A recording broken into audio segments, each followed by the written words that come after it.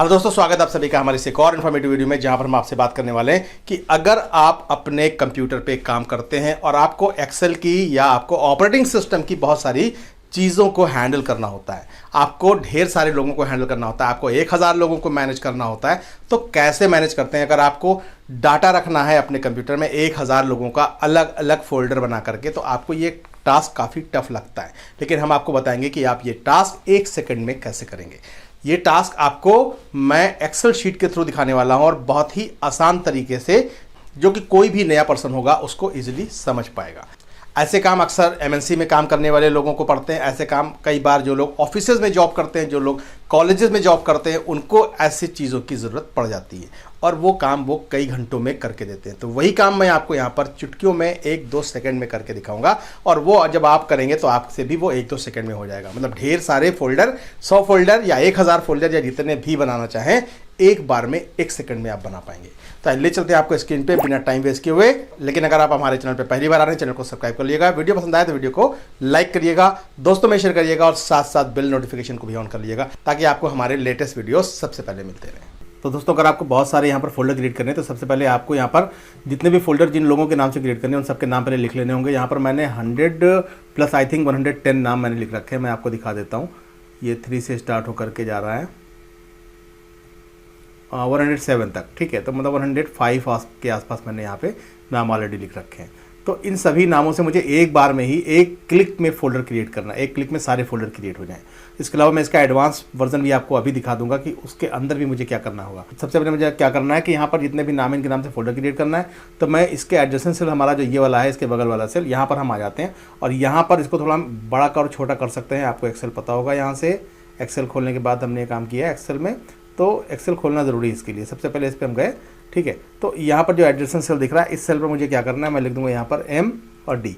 M D लिखने के बाद मैं स्पेस दूंगा और उसके बाद ये लिखा हुआ यहाँ पर आस्था त्रिवेदी, तो मैं इसको लिखूंगा लेकिन डबल कोट्स से। मैं शिफ्ट के साथ डबल कोट्स और फिर मैं सेम नाम यहाँ पर टाइप कर दूंगा, ठीक है। और इसके बाद इसे मैं बंद कर देता हूँ। तो पूरा बंद कर देने के बाद अब मुझे क्या करना है, मुझे इंटर कर देना है और जो ये नाम लिखा हुआ है, यही नाम मुझे, मतलब जो इस तरीके से यहाँ पे अगला नाम सनी देओल लिखा हुआ है, फिर रजनीकांत लिखा हुआ है, तो इन नामों को भी मुझे इसी फॉर्मेट पर लिखना है। MD Sunny Deol, MD Rajinikanth, MD Akshay Kumar, इस तरीके से मुझे यहाँ पे पूरी फिलअप करना है। तो अभी मैं क्या करूँगा कि मैं यहाँ पे चला जाऊँगा डाटा पोर्शन में, और डाटा पोर्शन में जाने के बाद मुझे यहाँ पर फ्लैश फिल ऑप्शन दिख रहा है। जैसे मैं फ्लैश फिल पर क्लिक करूँगा तो यहाँ पर आप देखेंगे कि उतने ही रिकॉर्ड यहाँ पर राइट हो गए। जैसे यहाँ पर जितने भी नाम लिखे हुए थे, अक्षय कुमार लिखा था, तो यहाँ पर लिख दिया इसने एमडी अक्षय कुमार। तो मतलब सारी फिलिंग हो चुकी है, एक बार में ही हमने सारा काम कर लिया, मुझे टाइप नहीं करना पड़ा, पहली चीज़। तो अभी देखिए, इसके बाद मैं क्या करूँगा, ये सारे नाम लिख चुके हैं। अब मुझे क्या करना है, मुझे जो ये कंटेंट मैंने यहाँ लिख रखा है, एमडी आस्था, एमडी सनी देओल, तो अब मैं क्या करूँगा कि ये पूरा कंटेंट यहाँ पर मैं क्लिक करूँगा और इसको मैं एक साथ पूरा सिलेक्ट करूँगा। तो सिलेक्शन के लिए हम माउस से इसको ड्रैग करके नीचे सिलेक्ट कर सकते हैं, ऐसे पूरा नीचे तक सिलेक्ट करते जाइए, ठीक है। जहाँ तक था पूरा सिलेक्ट हो गया। सिलेक्ट होने के बाद मुझे इस पर राइट क्लिक करना है। राइट क्लिक करने के बाद इसको मुझे करना है कॉपी, ठीक है। इतना पूरा पोर्शन मेरा कॉपी हो चुका है। अब मुझे उस पर्टिकुलर ड्राइव में जाना है जिस ड्राइव में मुझे अपने फोल्डर क्रिएट करने हैं। तो मैं विंडोज़ एक्सप्लोरर में चला जाता हूँ, स्टार्ट पे क्लिक करके फाइल एक्सप्लोरर में जाता हूँ, ठीक है। तो जैसे मैं यहाँ पे जाता हूँ एक्सप्लोरर में, तो एक्सप्लोरर में हमें हमारी ड्राइव दिखती है और यहाँ पर बहुत सारे फोल्डर हैं। तो मेरी ड्राइव में मैंने एक टेस्टिंग फोल्डर बना रखा है, डी ड्राइव में मेरा ये ऊपर दिख रहा है आपको, डी में टेस्टिंग फोल्डर है। यहाँ पर मुझे अपना सारे फोल्डर क्रिएट करने हैं। तो यहाँ पर मैं सबसे पहले राइट क्लिक करूँगा और राइट क्लिक करने के बाद मुझे जाना है यहाँ पर न्यू पर। जैसे मैं न्यू पर जाता हूँ तो यहाँ पर कई सारे ऑप्शन आ जाते हैं कि आपके पास कौन कौन से सॉफ्टवेयर्स हैं। मुझे क्या करना है, यहाँ से एक टेक्स्ट डॉक्यूमेंट लेना है और टेक्स्ट डॉक्यूमेंट लेने के बाद इसका मुझे नाम सबसे पहले रखना है। तो मैं इसका रख देता हूँ नाम KBC, ठीक है, और kbc.txt, ये खुद ही लग जाएगा अपने आप, ठीक है। ये हो गया और इसके बाद मैं इस पर राइट क्लिक करके इसे ओपन कर लेता हूँ, ओपन। तो ये स्क्रीन पर खुल करके आ जाएगा। अब खुलने के बाद यहाँ पर मुझे कर्सर लेना है और एडिट में जा करके मुझे पेस्ट कर देना है। जो कंटेंट मैंने एक्सेल से कॉपी किया है वो यहाँ पर मुझे पेस्ट कर देना है। तो देखिए, जितना भी मैंने वहाँ पर से कॉपी किया था वो सारा का सारा यहाँ पर पेस्टेड है। पेस्ट करने के बाद मुझे क्या करना है, इसको फिर से सेव कर देना है एक बार और इसको बंद कर देना है फाइल को। तो जब ये फाइल बंद हो जाएगी तो यहाँ पर ये कुछ इस तरीके से दिखने लगेगी। इसके बाद हमें क्या करना है, इस सेव फाइल को अब हमें कन्वर्ट करना है बैच फाइल में।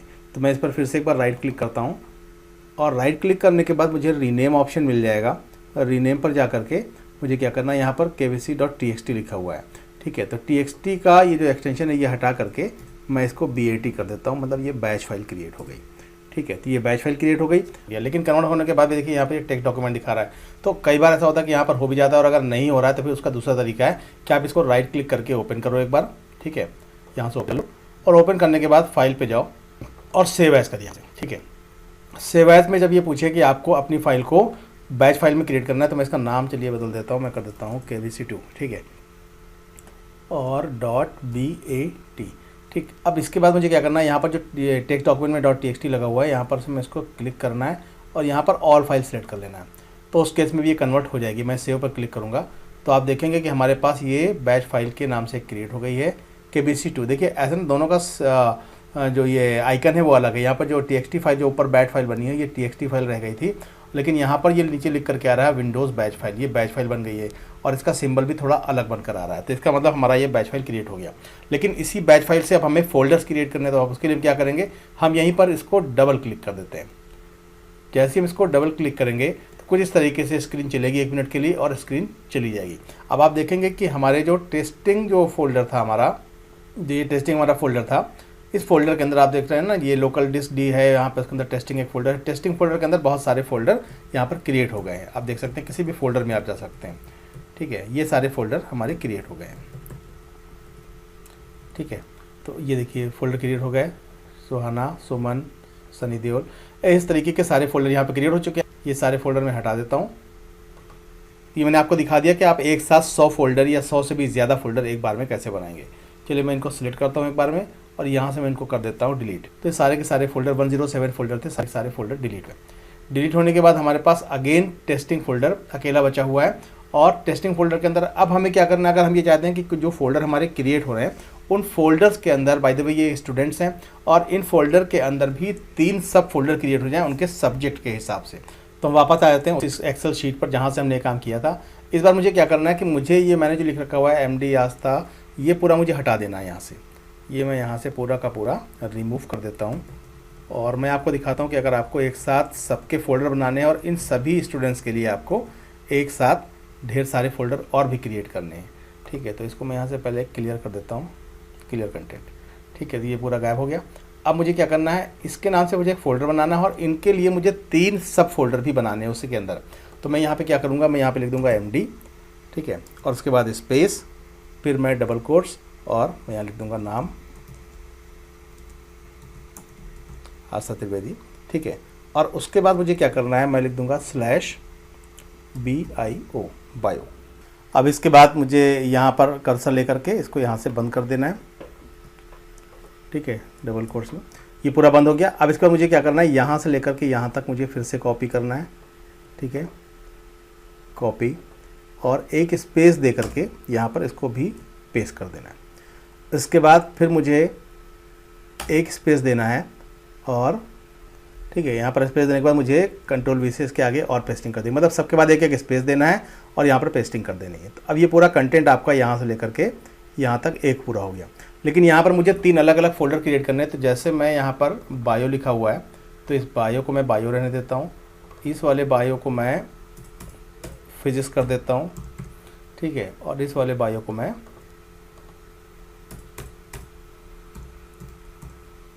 केमिस्ट्री कर देता हूँ और उसके बाद मैं इंटर कर देता हूँ। तो अब अगर मैंने ये ऐसे क्रिएट कर रखा है, तो इसके बाद अगर हम ये चाहते हैं कि इसी तरीके की सारी एंट्रीज हर स्टूडेंट के लिए हो जाएं, तो मुझे क्या करना है, कर्सर नीचे लाना है और अगेन वही प्रोसेस, डेटा पे जाएंगे और डेटा पे जा करके हमें यहाँ पर फ्लैश फिल पे क्लिक करना है। तो आप देखेंगे कि हमारे सामने ये सारी फ्लैश फिल करने से सारी की सारी एंट्री, जितने भी नाम इधर थे, सारे नाम के साथ हमारे पास ये टेक्स्ट लिख करके आ चुका है, मतलब हमारी कोडिंग रेडी है। अब इस कोडिंग को मुझे सेलेक्ट करना है, ऊपर वाले पे मैं कर्सर पे ले जाता हूँ और यहाँ से मैं जा करके नीचे तक इसको सेलेक्ट कर लेता हूँ। सेलेक्ट करने के बाद मुझे इस पर राइट क्लिक करना है, मुझे इसको कॉपी करना है। कॉपी करने के बाद जिस फोल्डर में या जिस ड्राइव में जा करके आपको इसको सेव करना है या जिस ड्राइव में जा करके आपको फोल्डर क्रिएट करने हैं, वहाँ पर हम जाएंगे और यहाँ पर जा करके, क्योंकि मैंने आपको बताया था मैं टेस्टिंग में ही सारा काम कर रहा हूँ, तो टेस्टिंग में पहुँचेंगे और यहाँ पर मैं जा करके न्यू में जा करके एक फ़ाइल क्रिएट करता हूँ, टेक्स्ट फाइल, टेक्स्ट डॉक्यूमेंट, और इसका नाम मैं रख देता हूँ KBC, ठीक है।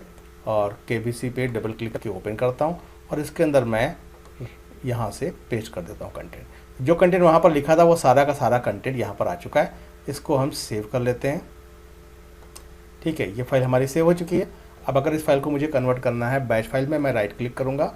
राइट क्लिक करके मैं यहाँ पर जाता हूँ रीनेम में, और रीनेम ऑप्शन जैसे ही आता है यहाँ पर लिखता हूँ मैं KBC.BAT।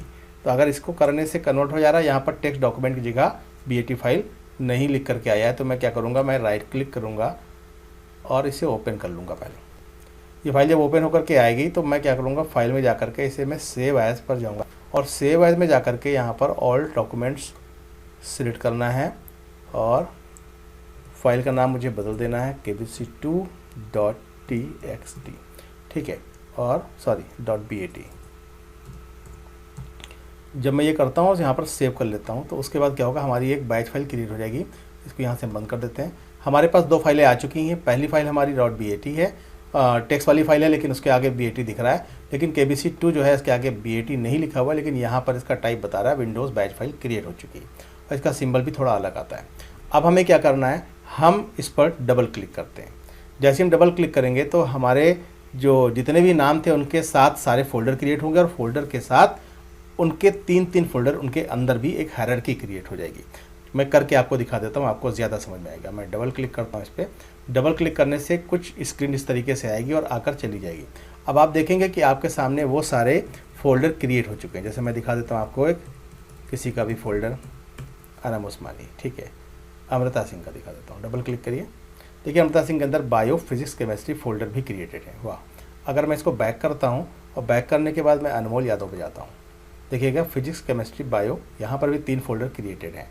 तो इस तरीके से हम क्या कर सकते हैं, एक साथ 1000 स्टूडेंट्स के फोल्डर क्रिएट कर सकते हैं, या जो भी काम हमें टफ मतलब मिलता है इस तरीके का कि हम इतने काम एक साथ करने हैं, तो हम एक बार में, अगर हमें एक्सेल आता है तो एक्सेल से हम बहुत ज़्यादा बड़ा काम कर सकते हैं इसके अंदर। तो आई थिंक आपको बिल्कुल क्लियर हो गया होगा कि ये काम हमें कैसे करना है।